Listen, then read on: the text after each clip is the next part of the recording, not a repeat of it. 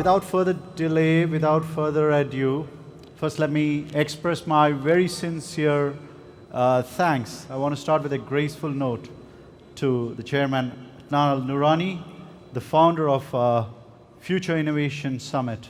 Thank you, sir, for having us over here. It's a privilege. Now, without further ado, let me introduce my fellow panelist, Mr. Jimmy Zhao, the CEO of ChainX Game. I would express, Jimmy has come down all the way from Sweden. We got Miss Priya coming all the way from India, CEO of Avisa Gaming Guild. Mr. Yasaswy, the CFO of Battle World, coming all the way again from India. Ms. Kristina, coming all the way from Abu Dhabi. Thank you so much. Ms. Leila, coming all the way from France. Thank you so much. And last but not least, we have with us Mr. Vinay Java, coming all the way from Dubai. Thank you. So, ladies and gentlemen, it gives me great honor to stand before you. And let me quote something that I found in Ms. Priya's Instagram profile. Because when we look for market size of gaming, blockchain, metaverse, the numbers just goes all around. And we are really not sure where we stand. So it goes like this. By the end of 2022, the investment in the Web3 gaming is expected to reach around $10 billion. And it's still considered the dial-up era of internet, same way the dial-up era of metaverse and e-gaming. So we got a lot to cover. So I'm not going to take up a chair over here because I got to roam all around these wonderful speakers and panelists. So Jimmy, from a ChainX perspective, Revolant recently introduced the esports mode into Gamify 2.0 for the first time. How is it actually revolutionizing the entire play-to-earn and social gaming models? Okay, yeah, thank you for having me here. So we launched our game about April this year. So raised about $12 million on the pre-seed and pre-sale. And the game is public launched in July, beginning of July. So we actually follow the traditional play-to-earn model, which is in this industry, everybody does the same thing, basically following Axie Infinity success. So the problem with that model, people call it play-to-earn, is it's an inflation model. Meaning, like, if people play in the game, at some point, if you accumulate a lot of users, it's just a matter of time when the tokens start dropping and there's just too much to feed in the system. If you don't keep up with the user acquisition, that's a problem no one solved really. If you look at in the GameFi space in the past, so many games has done a similar model, which is not very successful. I'll call it not sustainable. Like the game lasts averagely between 3 to 5 months. And it's just a burst, and dies eventually, goes into this viral death loop. So we soon realized this is a problem to be remedied, and we need to fix that. Therefore, from September we launch make the game more become esports driven. So meaning, from an inflation model become a deflation model. The game is become a competitive game. I don't know if anyone play any game like mobile game in the past. It can be very competitive. Our game is similar to that. We have a booth out there if you want to look at the game. You can try yourself. So once we start rethink about a model, we don't call it play to earn anymore because play to earn is not sustainable. We call it skill to earn. We gotta, make you feel like if you're really skillful player, you can actually make a lot of money in the game. So so far we've been in the transition period from the play to earn to skill to earn. I already see a lot of traction coming, and we're organizing a lot of esports tournaments, doing big thing in India with 500 universities. We're running, this year is World Cup year, we're running our Reveland World Cup with the global guilds participating together. So I think, I don't know what the future holds this, but I think this is actually a better economy model for the game. So as we see, for early next year, I think we can probably be topping up to the Web3 esports arena, probably top 3 players in there. Yeah. Thank you, Jimmy. That was fantastic. My next question, ladies and gentlemen, goes across to Priya. Priya, you run one of India's biggest gaming guild, and of course you have presence in multiple regions, including LATAM and so on. What is it that you exactly look at? You want to change the mic? Yeah. What is it that you exactly look in onboarding a game? Because you have commitments to thousands of players or scholars, like what we call, yeah? So what is it that you look at in a game? All right, so we, as AGG, as the Gaming Guild, we look out for the goals of the developers, the game developers, the gaming studios, and the gaming companies. We have a due diligence team who talk to the financial goals of the game development companies. That's more is important when you talk about the play and earn model. Play to earn is just like one, hash word long back, but right now people are evolving into play and earn, learn and earn. There are different concepts which is coming in the market, right? So we talk to the owners of the companies, the gaming companies. We analyze the project, like how is the goals going to continue for the next 5 years? What are they really want to build, and how good they are going to support the community. When I say the community, it is all about the community of players, because there is no gamers, there is no games. So we definitely concentrate on how the players is going to get benefited, as in terms of revenue, the tokens, as well as the education. That is more important. The impact is what we all look out for. Thank you, Priya. That was very insightful. My next question goes across to a CFO, a big 5.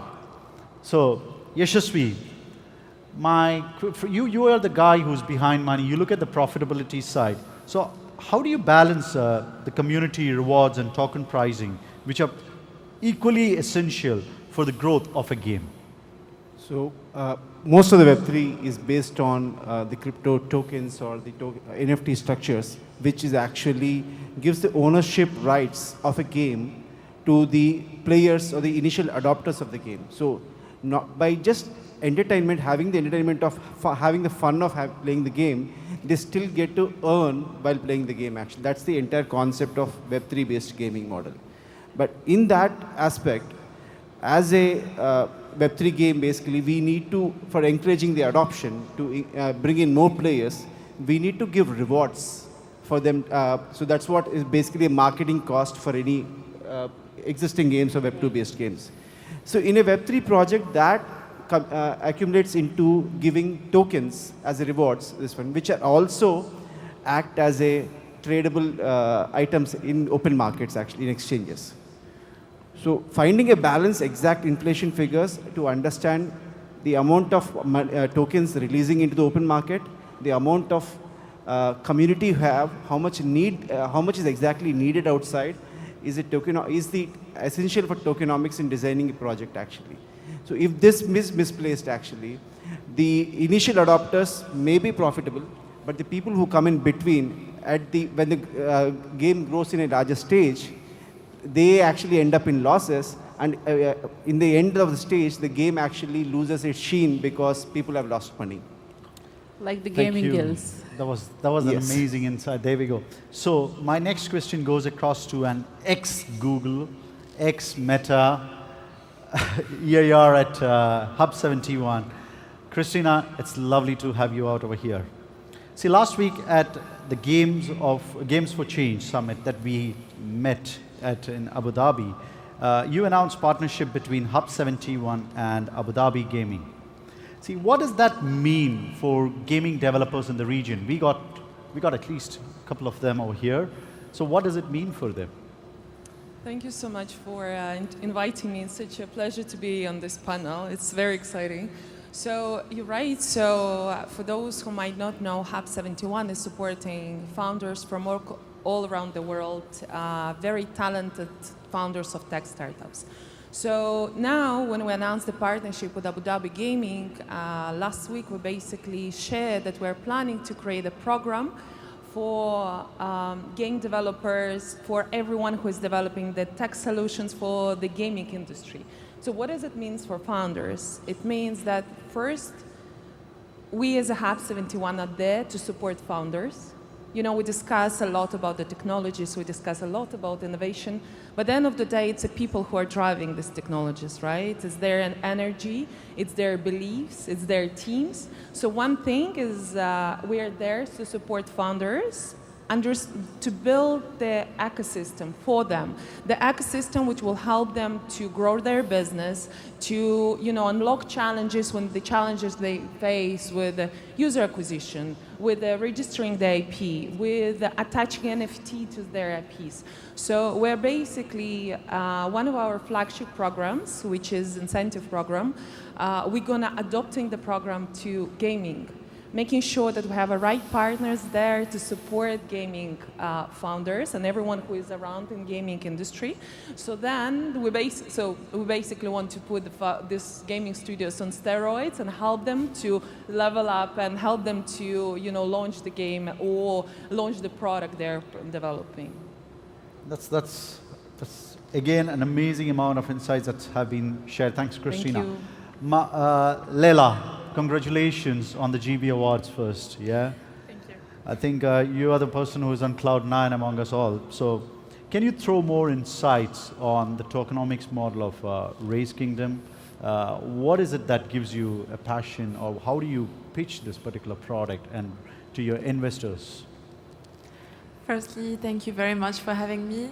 And about Race Kingdom and tokenomics, what we have done and what we want to do is to exit from the play-to-earn model, as we know it in a traditional way, to go into a play-to-win, a generating income for the gamers.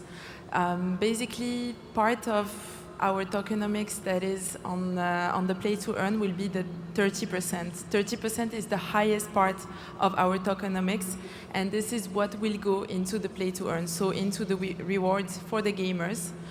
What we want to do to create a sustainable ecosystem is to make sure, firstly, that we focus on the gamers. We build a system and we build a game that is fun to play. Yeah. And on top of that, just behind it, we will have enough by having a deflationary token. Deflationary model. Exactly. So this is how we're going to make it sustainable. Seems like you and Jimmy goes into the same concept of deflationary tokenomics model. I think we don't need to talk about the other projects that are very inflationary and still people continue to play. So before I go across back to Jimmy, I have a question for my CFO out over here. Yasaswy, see, the entire cloud processing has changed the way people look at gaming. That's where the entire Call of Duty or the Far Cries of the world have changed to the freemium model where PUBG has come into the world, yeah? Now, PUBG has more downloads than all these major games that have been existing in the market for over a decade. Now, when we look at the Web3 games, they generate revenue contrary to the freemium model. Can you explain how that whole model works and how can you possibly think about beating the traditional Web2 games? So before understanding this, we should understand the size of gaming industry and at the pace at which it is growing actually. Okay. Currently, the the lockdown and the COVID has actually increased the gaming industry size to almost $300 billion. And it's expected to grow above $500 billion in the by the end of 2030. That's a 12% CAGR. See, this is a generation where my kid, who's just 18 months old, she gets to play with the tab. Yeah. I've seen my first mobile, I think, when I'm 15 years old, actually. So this is a generation which is playing with technology at the, their initial months, starting with the initial months. So gaming and I think gaming and education will be both immersive and along with that, actually. So considering this, the market size is so huge. Web3 is just only 5% of the total revenue source model, actually. So there's so much of market to capture here, actually. When you give the players who are actually playing for fun, not to waste, they're actually spending so much amount of time, countless hours of 3-4 months playing the game just for fun. They may shift to some other game, actually. Yeah. But that's the amount of money wasted. They would normally spend money in the freemium model to acquire all these assets and everything. They spend time as well. And at the end of the day, it's just an entertainment cost for them. But Web3 makes their assets monetized. So at the end of 3 months, let's say you're bored of the game or you want to shift to another game, you can sell your assets as NFTs and actually, not lose money and also account for the time amount you have spent, actually. So basically, your entertainment is coming at free of cost for you. So that's how Web3 will actually Web3 gaming will revolutionize the Web2 model. So that means it's just like your real estate. You just sell off your property and then you move into a new property.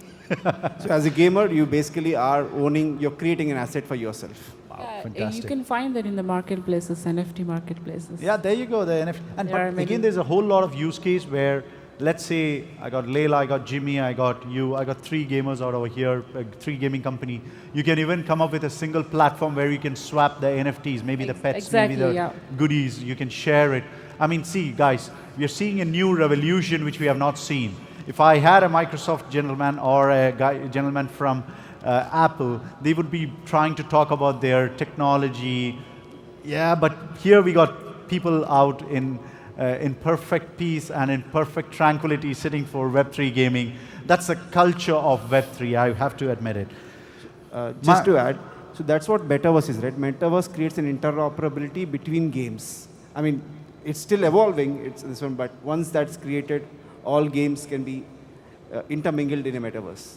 Whichever creates that is that's a great insight. That's a great insight. Now, last but not least, I have a very important person sitting over here. He has half his legs in the Web2 world.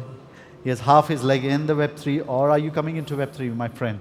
Vinay, my question for you is simple. You are the founder and CEO of Barrix. Basically, that's an esports setup. You have turnkey software platform solution, because I come from a platform background for 6 years. I do understand the benefits of it. We got people who are guild owners, we got gamers, we got regulators, you got CFOs, CEOs, the sales people, and we got a wonderful audience. Where does Barrix fit in, man? Okay, so Barrix is basically a platform which empowers gaming centers globally.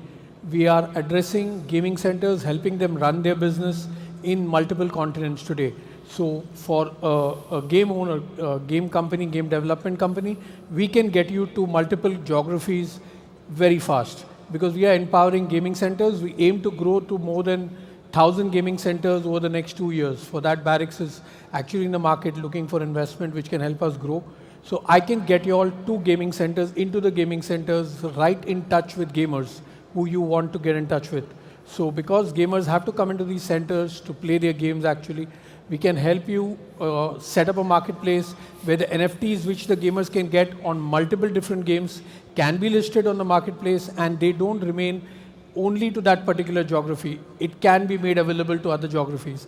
And to ensure that the payment comes, because one challenge is I want to sell my NFT, but how do I ensure that my money comes in?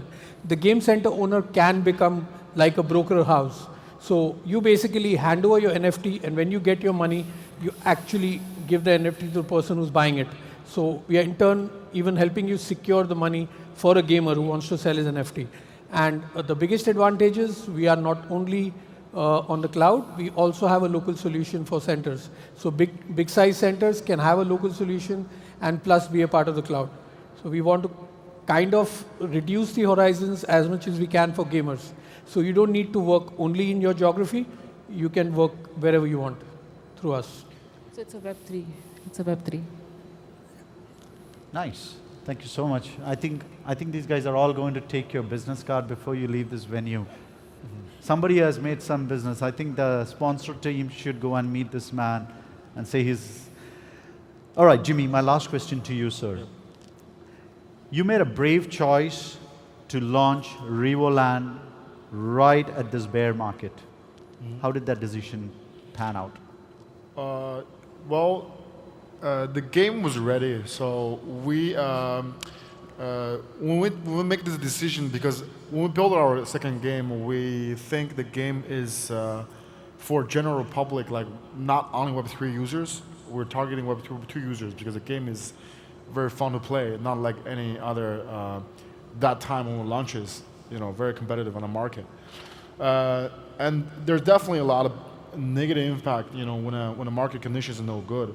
As you see, our token price going down, and on the trading side, there's not many initiatives like community engagement as such.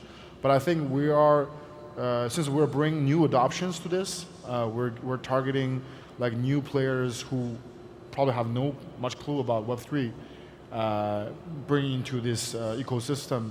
Therefore, we think in the long run, if we can conquer the bear market, and then we're gonna have big win when the bull is coming. So if you look at all the company in the past, the real good ones are all gone through the winters. So Revo token to the moon, yeah? Thank you. All right. My next question is to Kristina. Kristina, you helped, again, a lot of gaming companies and businesses across Europe when you were at Facebook, now it's Meta, and Google.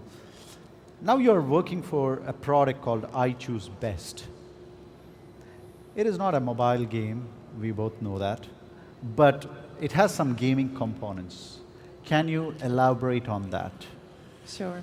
So I Choose Best is, with I Choose Best, we're revolutionizing the way people buy and brand sell. So as we discussed, behind everything, any technology, there is a human being which has energy to push the technology, and behind any decision there is always emotion. So what we do, we are basically extracting the emotions which are standing beyond the decision-making process, and we are helping people to make the right decisions about what they buy, what they experience. So not only in gaming, and actually, by the way, like every second person right now is a gamer, right? People are used to very simple and easy solutions. They want simple and easy solutions, and they want gamified solutions. This is what we do. We're basically bringing gamification and simplicity to everything in retail, to everything in e-commerce, to help people basically save time on researching and find something which will be true to their heart with our technology. That's nice. Thank My last question for the day goes across to a wonderful friend, Leila from Race Kingdom. So what's the next plans for the game? Where are you planning to take it up? You guys got an award, you stole it, we just had to stay back and watch it, but it's not going to be, roses and rainbows, but I'm sure I would like to know where you're taking your product next. Absolutely. So first, we can see that you don't hold any grudges for this award. No grudges, no grudges. Then on top of that, what will be next for Race Kingdom basically is a lot of launches. As of now, since we launched our native token, ATOS, on the 15th of July, it has done 24x, so that's a great performance considering the bear market. And this is before the launch of the NFTs that will happen on the 12th of December. The launch of the game that is scheduled for Q1 2023, and also major tier 1 exchanges. We are already listed on 7 exchanges, including Gate.io, MEXC, and we are planning to be on 10 major exchanges, tier 1 exchanges, until the end of the year. a lot of things are going to happen, so I advise you to stay tuned with this. So I work for a competitor. Do you think I should buy your token? Go ahead now. As I end this entire presentation, we have just been delayed. I would like to make a closing remark. I started off the remark from Priya's Instagram page. So I would like to have the closing remark said by the same person. So rather than I steal it, I think I should give her the privilege to say that. Priya. Yeah, sure, definitely. Well, I have a vision of the NFT Web3 gamings, which has been analyzed by a lot of platforms like DappRadar and also very good games and studios. So the future of blockchain gaming looks promising for all of us in 2022, as more P2E games has gone already live and more metaverses also has been launched. So these metaverse needs game servers. That way comes more games, isn't it so? And these has to be spread across distributed nodes to scale and onboard more players, more and more players, thousands of players globally. It's not only in one demographics, it is across the globe. So not surprisingly, the metaverse is pegged to be an 800 billion market by 2024, followed with the gamification and games. Thank you. That's a big number, 800 billion. That's right. It's the analysis. Wow. So that would be bigger than the GDP of many countries. Right. It's metaverse, NFTs, Web3 gaming all together. So that's the beauty of attending Future Innovation Summit. You get the statistics, analytics before the rest of the world gets it. Thank you. I think you've been a wonderful panel, and I'm really grateful. Thank you, Jimmy. Thank you, Leila, Kristina, Priya, Yasaswy, and Vinay. Thank you so much. Really appreciate it. I hope we all can stand in for a picture, and then we can bid adieu.